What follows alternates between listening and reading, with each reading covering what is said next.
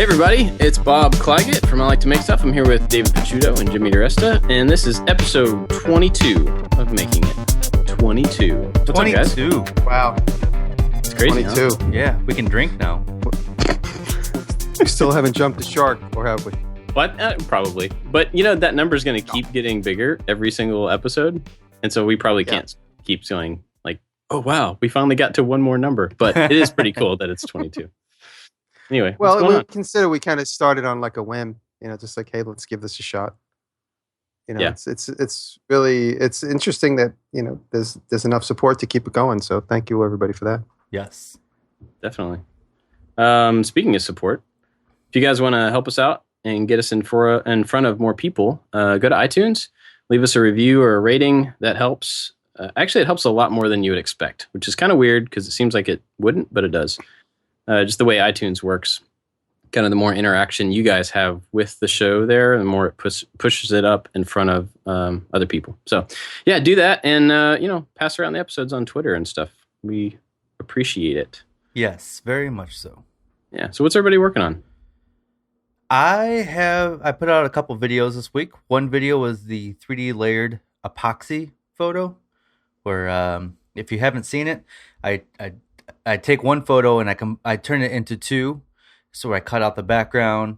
I paste that on into a frame. I coat that with epoxy, about a 1/4 inch of epoxy, and then put the foreground photo on top of that and more epoxy, so it kind of has this 3D look. That was a fun project. That was a cool idea. Oh, that's I didn't see it yet. So that's like layers of glass, so to speak. Yeah, cut out elements of a photograph. Yep. Oh, that's very cool. I like that effect. Yeah, but instead of glass, I'm using epoxy, and the two layers bonded. You can't see the seam at all in there, and it turned out way cooler than I thought it was going to be. And now I want to do another one with 3 layers. So nice. Yeah, and then a couple hours ago, I just put out another video of how I make money using my little button maker at craft shows. So I have a little 1 1/4 inch button press. And what I do is I throw out these little pieces of paper for kids to draw and design their own buttons. And we charge their parents $1 per button. And the kids have fun and I make money, and kind of a fun little thing that I do at my craft shows. Nice. This looks great. Thanks. You have no beard or mustache anymore. I know. The first few comments were like, who is this guy? That's funny. Well, I'm just getting back to the city. I just got back to the city yesterday morning from my road trip. It's took considerably longer than I expected, but I mean, I was gone for 2 weeks, and that's sort of what I slated. I was hoping that I'd be back sooner, but we got stuck in the storms and through Oklahoma and Texas, and I made it through okay, thankfully. But it was really, really touch and go there. It was very scary. So I got back yesterday morning, and since I'm just kind of, I think today our subject is the hustle, and the hustle is like back in full effect. I am absolutely behind in my workload. I'm behind in my videos, and I'm just hustling, to overuse that word, which will probably get used 60 more times this episode. I just back into the hustle, ordering materials. I mean, we started the podcast late because I had to order some materials for delivery tomorrow, and just getting right back into the groove and doing some legwork for a few videos I'm going to do. I posted yesterday.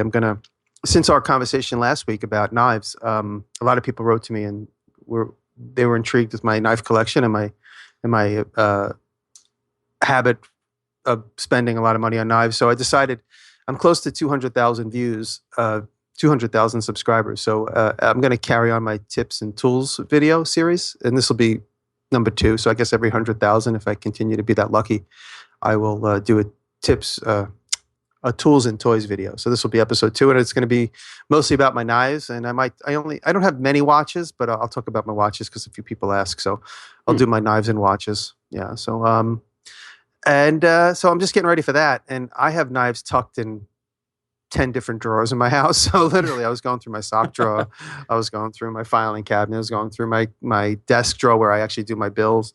I walked around the shop. I have knives tucked in toolboxes. I have knives tucked in the pockets of my car doors and in my thankfully I did not get pulled over and searched in my travels, because I mean the only thing I would have gotten in trouble for is having like 10 automatic knives in my car, most of which I bought on the road, but I did have a couple with me. that would have been it. Yeah, so I did not get stopped and searched. That's a good thing. Didn't get pulled over once. Yeah, 7,000 miles. I didn't get pulled over once, and so that's a good thing because I did the speed limit because that's what you're supposed to do. That's right. Following the Speed rules. limit. Now, Yeah. Jimmy, I'm gonna steal your thunder. Now, normally you start off the topics, but I want to start off the topic with a question for you. Yeah. So the other day, I texted you guys and said, "Hey, you want to do a show about keeping the hustle?" Because every once in a while, I find myself losing a little bit of that hustle, and I'll go through these little spurts of I'm just not as motivated as I was last week, and I'm not as productive. Now, you do all kinds of work all the time. Do you ever find yourself having these little spurts, and what do you do to get that hustle back? I look at my bank account and I see that that number is like losing zeros, and I get nervous. That's really it. I mean, I did my bills yesterday when I got back. I sent out, I think it was like a club sandwich. That's what the Kid Rock says, because I got bills piled up like a club sandwich. And because I usually pay my bills when they come in. So if I get like 2 bills in the mail, typically like if like 3 or 4 add up, and then I'll literally just mail them out as I go. But yesterday I literally wrote about 25 checks, and just because I've been gone for 2 weeks, and I'm paying a couple of rents and mortgage and all kinds of crazy stuff.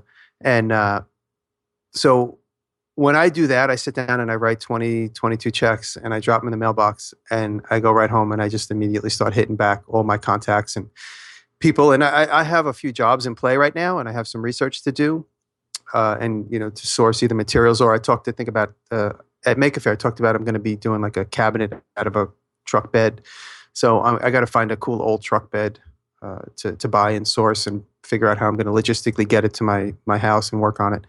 And so it's part of the game, and I try and keep it fun, because like the hunt for this truck bed is really fun, but it's also going to be a well-paying job.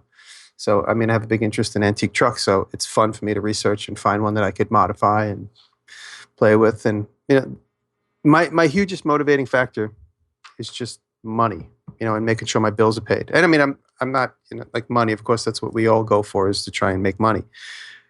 But just to make sure my bills are paid, everyone's put to bed. And then as far as managing clients, I just want to make sure that there's no expectations that are not being met. Like, what's the update for the project? When can we expect it? What materials have you chosen? So, I'm going through all my flagged emails, and that's what I could do, especially after I've been on the road for two weeks. Every time I get an email that is important, I either flag it or I forward it to another email that I keep. I have the worst bizarre systems. So if it's an email that's important, I forward it to my other secret email, and that's all piled up with stuff from you guys and then stuff from me. You're the only, like you and one other people, you guys both and like a couple of other people, the only 3 people that have my secret email account. And it's all information. Secret email at Jimmy Diresta. Yeah. Bob and I, sorry. We've seen your phone. We've seen the email badge on your phone. It was like 50,000. Couple weeks ago. So that's insane. Yeah. Yeah, that's funny. I forgot we talked about that after the podcast. Yeah. So that's crazy. Bob, you just started doing this full time. So I would have to imagine that your hustle is at like a super high peak right now. I don't know if it's at a peak, because I've been kind of in preparation hustle for a very long time now, trying to get ready for this transition. So, I've really kind of been in that mode for quite a while. I have a lot of stuff on this topic, so I could like just eat up the time talking about this. I love it. I mean, I need tips. I'm sure everybody needs tips. So I mean, I've been looking forward to this topic for a while now. Okay. Well, for me personally, we were talking about what causes the hustle. Like, Jimmy said, money.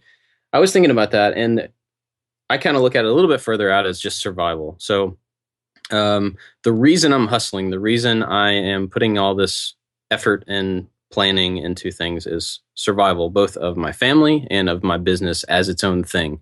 Because, my family will survive one way or another. Like, this business could fall away, it could not work, whatever. I'll find another job. They will survive. That's a different hustle. That's a different kind of survival. So the business survival as a thing that should be self-sustained and should be growing, that's a different reason in my mind to put the time and the resource into it. And maybe those are the same thing, but in my mind they're like different things. But the biggest kind of thing that helps me keep the hustle is looking at my day or looking at my month or year or whatever as a marathon. So I'm a marathon runner. And the way you train for a marathon is you start small and you run just a couple of miles for one day. The next day you run a mile more, and then you go back down. And then you take a day off, and then you do a longer run, and that's a week. So in my case, I'm doing like 4 runs a week. Start small, something big at the end.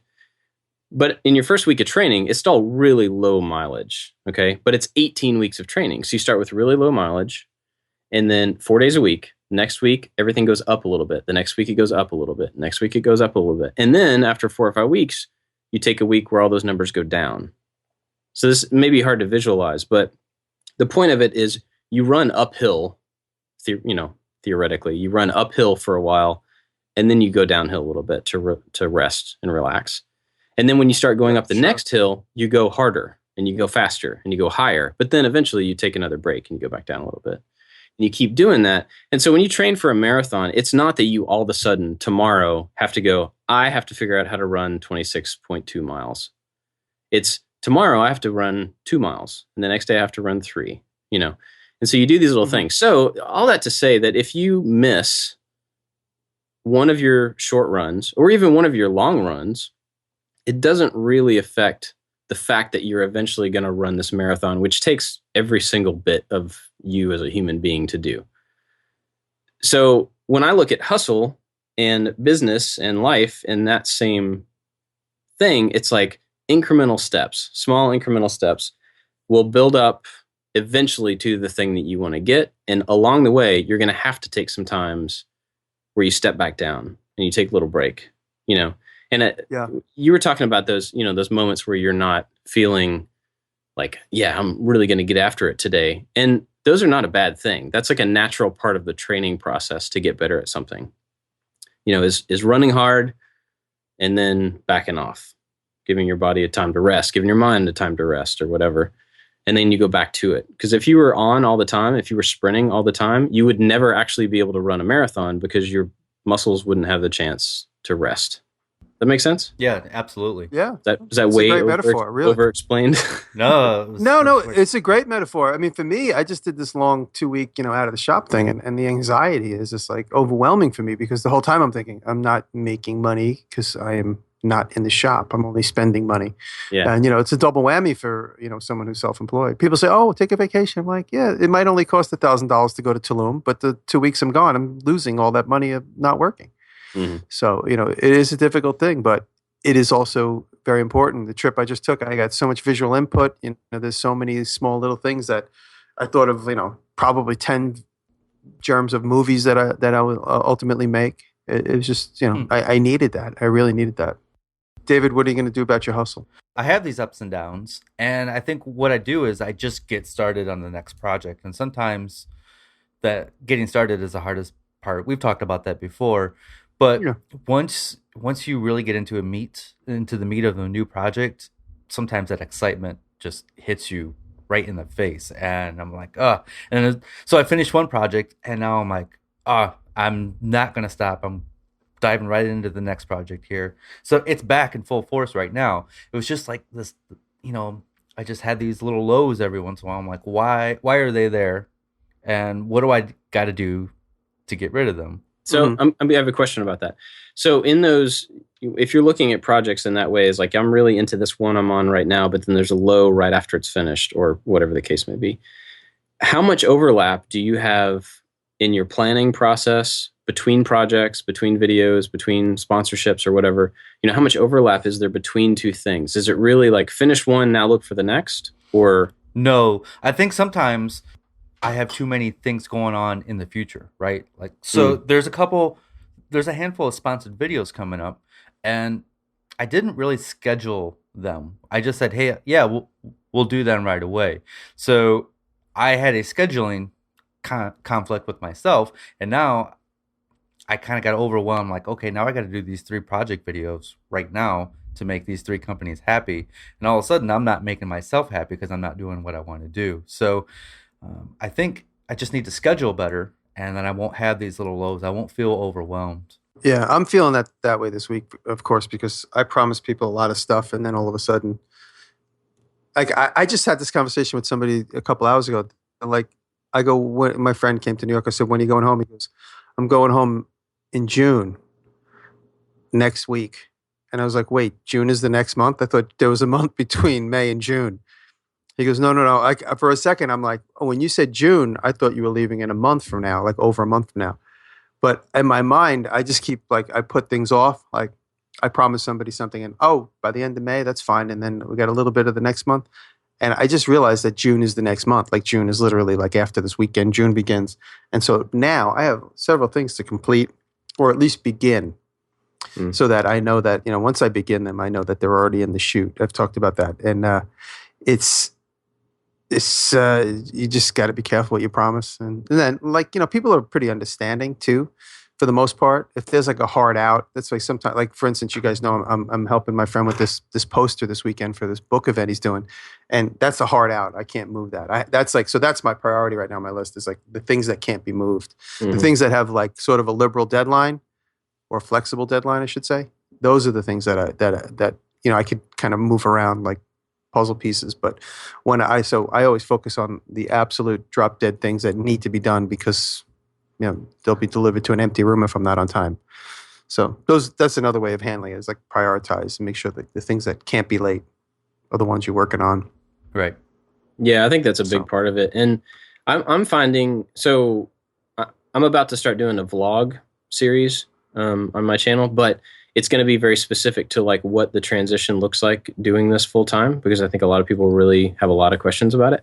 But part of in preparing for that and trying to figure out like the topics and stuff that I want to cover, part of it has come to my attention how much people want your time when you're, and maybe that's the case in everybody's life or whatever, but now it's really obvious to me how many people want me to respond to an email, or more specifically, how much time people want to spend on the phone, which is really unproductive for me. And yeah, so you were talking about like making people happy and like, making these commitments to thing. These commitments will often just be thrown on top of you, in addition to the ones that you actually commit to a company. You say, yes, we're going to do this video, whatever. But then you have all these people that want you to do speaking or want you to whatever. And they just come to you, and want this stuff. And so I'm in the middle of trying to figure out how to kind of compartmentalize those things and to say like, this particular video or this particular contact that I have to make is actually going to move the business forward, and it's going to help me, and it's going to help, like I said earlier, it's going to help the survival of the thing, versus these other ones that might be fun, might be cool, but they're coming from an outside source and they don't actually really help anything. They don't add any value. So all that to say, I think it's probably really important as you're trying to hustle toward a goal, is to make sure that all this other kind of extraneous stuff doesn't get piled onto you and distract you from what you're actually chasing. Yeah. So I listen to a lot of podcasts, and I've talked about this one before as well, called Back to Work with Merlin Mann. Mm-hmm. And it's really funny. He covers a lot of different stuff. But episode 220, I'll put a link to it. If it doesn't matter what you do, what industry you're in, if you deal with human beings at all, you should go listen to that episode, because I listened to it the other day. And it's a lot about that, about people's expectations of you and like how email fits into that. And man, it's just like, it's packed full of good little bits of like, kind of self-realization about how much time you put into stuff that matters or doesn't matter or whatever. So that's a really good one for people to listen to. But also, you bring up a good point about choosing stuff that's going to be potent and help continually move your business forward. It's real important to be conscious of that. For a while, I was having trouble saying no to a lot of things, and then after a while, when you get too many commitments, you learn to say no, because some things don't move the business forward. Some things, hold you back or just take up too much of your time. So all good points. Yeah, and that really applies outside of business as well. I mean, it's easy for us the three of us to only talk about the things that we're into because we're all in kind of the same space. But people listening, may not necessarily be dealing with the same things, but that applies to families as well. Like it's easy to say, I want my kids to have the experience of being a baseball player and a piano player and ballet and this and that and that and that. But the more commitments and the possibilities you have out there, if you try to like be a part of all those things, eventually you and your kids are going to run out of time, and you're not going to have time to find that there's something that you really want to chase, that they're really good at music or they're really good at baseball or whatever, Mm-hmm. So it doesn't just apply to business. I mean, it's easy to get, overcommitted in everything. Yeah. Well, there was you guys reminded me of something, and we talked about this like kind of concept of like a day rate or this or that. I've really tried to commit to the concept about 2 years ago, about a year and a half ago, 2 years ago. I always say yes too easily. Also, you talked about it, Dave, but I made a decision a couple of years ago to basically just say, if this isn't going to earn me at least $1,500 to $2,000, I'm not going to bother, because you spend so much time on these like small $100 jobs. I mean, obviously that comes with growth and knowing the confidence and saying, I'm not going to just take anything, couple $100 or this or that. You got to have the confidence to know that the more higher paying jobs are the ones you're chasing. And, like I said, so as a low end, I just try and only stay above a few $100s and always go to at least a couple of thousand if I can. I'm always very flexible because you just don't want to say no to, a simple job. Yeah. But, that's something to also be conscientious of, is like, and then also I'm balancing that against doing things totally for free, like, going and lecturing at a high school and stuff like that. And, I think those things are extremely important too. So I've done a lot of that recently, and I really enjoy that. And when people say, oh, how much? I say, well, just buy me lunch. And they're like, what? I'm like, because they don't have any money either, It's definitely a balancing act when you're talking about like sharing your time and, who to chase and the hustle and everything. Yeah. Yeah. I mean, there's like, as far as value to the business, not all of it's money value. There are connections and things that you can do for free for people or whatever that can be way more valuable. That's such a good point. Yeah. Than the money that you would make in that same amount of time. So, yeah, that's why. I mean, I really enjoy talking to students, so I'm always willing to just go for broke and just say, yeah, tell me where and when, let's do it. Yeah. I always tell myself it can't always be about money. Sometimes it just has to be about doing something good, nice, or just positive. Yeah, I mean, it's about investment. It's about investment. If you, like you were talking about students, if you're willing to invest a portion of your time, you can't invest all of your time, but if you freely invest a portion of your time into a group of people, whether they're your audience on YouTube or a class of students or whatever, you can easily see the value that's going to come out of that amount of time in that group of people. And it's going to be different from group to group, but yeah, it's really about, investing your time in what's going to be a return from within a group of people or within money back to your business. And they both have their place for sure. What does hustle mean to you? The definition? For me, actually, I had the wrong definition for a really long time. I've talked about a book on here called Quitter by John Acuff. And so I read that, I don't know, last year or something. And before that, I always thought of hustle as, I was thinking like pool hustler, someone who took advantage of a situation. And when I paused there because it's easy for me to say, I think of a hustler as someone who takes advantage of other people. And that is usually the outcome of a pool hustling situation. But the hustle is that person takes advantage of a situation, which applies perfectly well to owning your own business or whatever. You have a situation where you have a certain set of skills, a certain opportunity to do work and make money from it. And so for you to hustle is for you to work really, really hard and take advantage of those variables, take advantage of that situation and, use it to your benefit. So whereas I had the wrong definition of thinking it was a negative thing in the hands of a pool hustler, it's actually not that. But Well, as far as hustle goes, I think for me, it basically means just trying to drum up clients and drum up work, and just trying to keep my business flowing. Make sure that there's enough to keep the rent paid and the mortgage is paid, and to keep going forward. The hustle just means getting new clients, new opportunities. In the last couple of years, I've done all this branding stuff, which totally was not part of my business, which is now like a big part of my business. And last night I went out to dinner with a group of friends, and the guy that sat next to me, he's in the liquor advertising business. I never met the guy.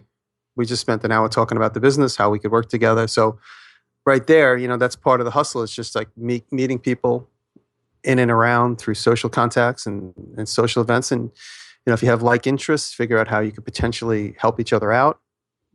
I mean, he works at an ad agency. If he brings me in, he looks good because he found somebody that could do fun, cool stuff. I'm happy because I'm getting paid to do fun, cool stuff. So, and it's planting those seeds everywhere. I have a fellow teacher at the School of Visual Arts. I don't think he teaches there anymore, although we're friendly through the internet. So that's how I actually contact and talk with him. James Victori. He's a very world famous graphic designer, and he just started doing a YouTube channel. So if you guys look, it's called James Victori. We'll put a link in it, and he gets questions all about this similar topic, and how do you handle yourself at work? And I have this opportunity, I don't know what to do. So he does these like 5-minute videos where he answers these questions from his fans around the world. And one of them was this guy said recently, he goes, I was in a social setting, and I felt intimidated to give my business card out. And I felt intimidated. I wasn't sure what I should have done. And he basically said, you have to have pride in your work. You got to be confident in your work. And it reminded me of myself because, and I even wrote it in the comments, you'll see it. No matter where I am, I give my business card out. And that's part of the hustle. That's just drumming up new people. Don't ever be shy to hand out your business card, or don't ever be, intimidated. No matter if you give it to somebody, turn around, walk away, he throws it in the garbage, who cares? At least you attempted to, drum up a new contact or make a new contact. Yeah.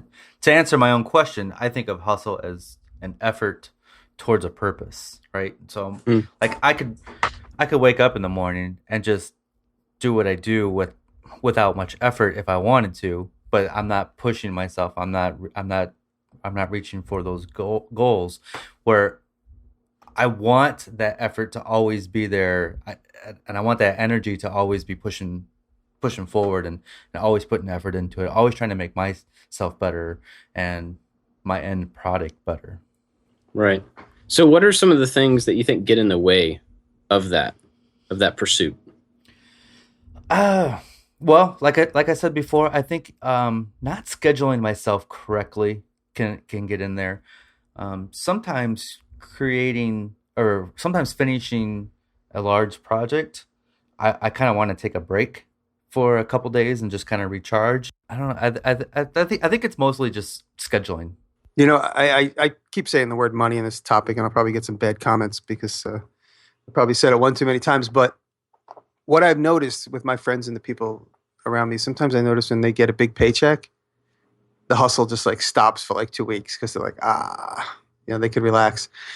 But then all of a sudden they realize that only paid the bills for a few weeks and that's it. And then the hustle comes back even stronger and then even more desperate. So like, you just, the point I'm making is, even though you get like a big lump or, like in my case, I've gotten a couple TV shows and I was like, oh, this is it. Now I'm going to coast.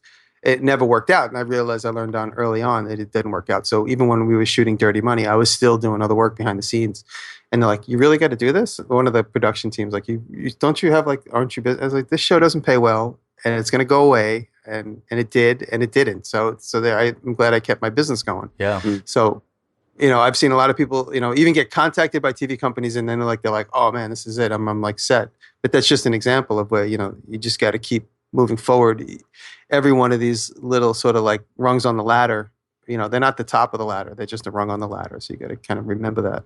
That's a good point. Never just coast, right? Yeah. Never. Well, I mean, unless, you're like Bill Gates or something like. Well, it's interesting though. I've heard that from a couple different places that the people in the world with the most money, like the most, not a lot of money, because there are a lot of people that have a lot of money and they waste it in really stupid ways. But the people that have the most amount of money are the people who don't really spend it and they're continuing to build a business. They're continuing to do what they love, and the money is just kind of the thing that comes out of it. So that's very different than like, yeah, I just got $1 million check from my whatever, and now I'm going to go live that life, for about a year until that money is blown. So yeah, I mean, it's kind of along the same path of just, don't rest on your laurels. But for me, the reason I was asking about what gets in the way is because I was thinking before about some of the stuff that gets in my way that slows me down. So I'm trying to clean. This is a really long, dumb explanation. I'm trying to clean the pool, open my pool for the year. To clean the pool last year, I used my pressure washer, which sounds stupid, but you jump in the pool with the pressure washer and then you use it underwater to clean off the sides of the pool. Works great, right? So this year, cleaning the pool, all excited. Kids are coming home this weekend. They were out of town. And I'm going to jump in there with the pressure washer and clean it. Well, the pressure washer won't start.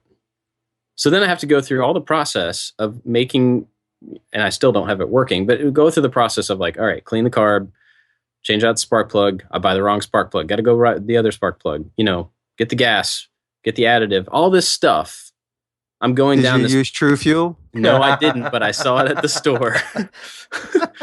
I went down this whole path of like, okay, this didn't work, so I have to go back a step. And now I'm at the point where I'm going to have to take apart this engine and clean everything. And all I wanted to do was clean the pool, So for me trying to be productive, I've found there's a lot of stuff like that is kind of preventative maintenance stuff that I should be doing to make it easier to actually do work when I want to do it. And so this past weekend, I spent a lot of time in my shop and in my office cleaning and organizing and all that. So and we kind of talked about this stuff on the organization episode, but I think it's really important, at least for my personality type, to create some systems like in your workflow to get them in place so that the stuff that has to be done for you to do work is just done.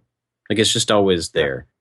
And you don't have to figure out like, oh, well, now how do I make this microphone work? Because I have to shoot a video. The microphones work because I already know that I have to buy lots of 9-volt batteries every time I buy batteries. The camera has a battery in it because I bought 2 batteries so that I had a backup, stuff like that. So whatever your particular thing is that you do, there's got to be some redundancies and some systems that you can put in place to just make it easier to do the thing that you want, and for me, that makes stuff smoother and it makes stuff more productive and it makes it easier to actually work. There's one simple word that my dad pounded in my head, and everybody that's ever worked with my dad's had lots of assistants over the years that have left, crying because they didn't work out.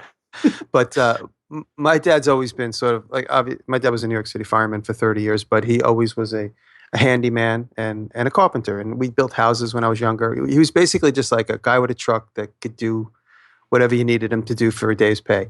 And he would get put on long jobs at a time. And if he did a long job, he went through a lot of my friends as assistants. And a couple of them he really loves to this day. Like he wants to clean his yard up. And he's like, you think John's still available? And this is a guy he used 25 years ago. I was like, get in touch with him. But the point I'm making is my dad said, ever since I was a little kid, he always said the word anticipate.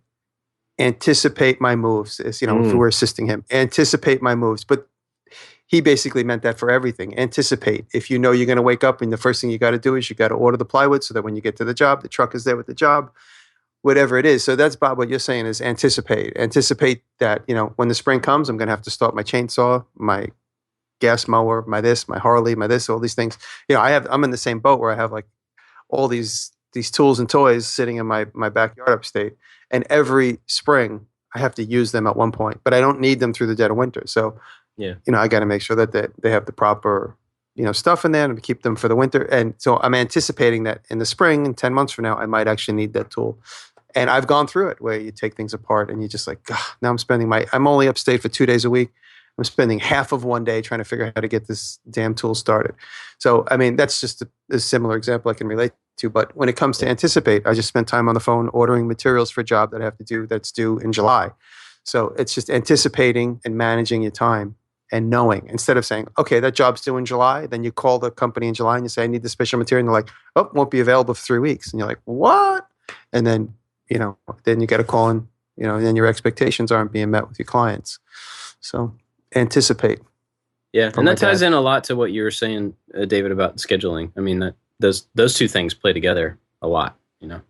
The only other thing that I kind of wrote down thinking about this was, and it's kind of along the same idea, really, but find the recurring problems, like any recurring event or thing that you have to do before you can do your work. Figure out what that is and figure out how to get rid of it, or get really good at it, you know, so that you can, you know, whatever the thing is, if it's cleaning, if it's sweeping the shop, so that you don't track it through the house or whatever, you know. Just find those things that you have to do a lot and figure out how to get rid of them. I find a big part of the hustle too. I'm looking around my desk. A big part of the hustle is making lists. I'm constantly making little lists, and you know, crossing things off that list. It's really nice to you know, contacted this one, bought this material, finished this job, made that video. So it's really you get the satisfaction of crossing that out. Oh, totally. I even, you know, I think we talked about this. I write things down and then I cross them out, even though I know it's done already. So I could see the crossed out thing on the list. So I know how many things I've accomplished in a period. And I say, okay, this week I got these many things done, and this video, and and then, you know, there's open things I have to address. And that's a big part of hustling, is just keeping an open list and knowing where you're going, and where you need to go. It's, like I said, a big part of it is just keeping everyone's expectations met and current, so they know what's coming next. Cool. I mean, that being said, I think, you know, that being said, sorry to interrupt, but you know, there are totally times where I'm just like, I get tired of this. And I even talked about when I went and took the toy job for 6 months, because I just got tired of the hustle.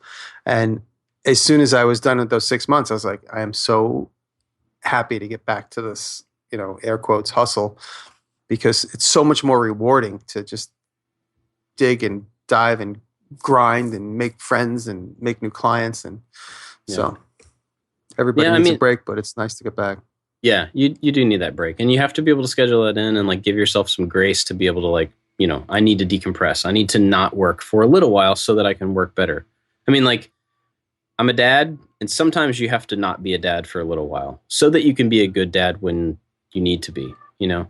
And, you know, that applies to everything, I think. So, well, that's probably a good place to stop before we get to, like, all up in my head about dad stuff. Before we get to all the end stuff, and maybe you were going to bring this up, Bob, but if not, Make Magazine posted the video of all three of us speaking at Maker Faire. So we will have a link down below. It was really good. The night that it got posted, I think it was like last Saturday or something, and hanging out with my wife, and we were getting ready to watch a movie, and I bring up YouTube on the TV. I'm like, I just want to watch the first couple minutes of it, and we ended up watching the full hour. Nice. Instead of watching the movie, and it was. Was fun. It good? It was really watch good. The whole thing. I think it went really well. Yeah. Cool. Good. I haven't watched it either. I need to do that. Yeah. Right on. I've gotten some nice compliments through Twitter and then also through email on it. So that's cool. Good. Thank you. Awesome. Yeah. So you guys go check it out. It's on the Make Magazine channel. We'll put a link to it in the show notes. I want to thank Luis Gonzalez and Rick Rhodes for being our top patrons on Patreon, and also Dale Nimmo for a donation this week. That was awesome. Thank you, Dale. Thank you. And everybody that supports us on Patreon, we really appreciate you guys. If anybody listening wants to help the show, patreon.com/makingit is the awesome way for you to do that. And we love those guys over there. So thanks. Where can we find out about everybody? You can find me at drunkenwoodworker.com, and it has my blog, links to all my social medias, and everything I do. JimmyDiresta.com, and then my shop is up and running, so if anybody wants to buy a t-shirt. And I'm actually talking with some manufacturers of making some like custom tools. So like my razor knife that I constantly advocate for, I'm going to make one with my name on it, and then doing some research for the ice pick. So that's coming up soon. Oh, man. Sweet. Yeah. Awesome. Thank you. Well, my stuff is at iliketomakestuff.com. And yeah, that'll do it for this week. Thanks for listening, everybody. Thanks, guys. Thank you, everybody.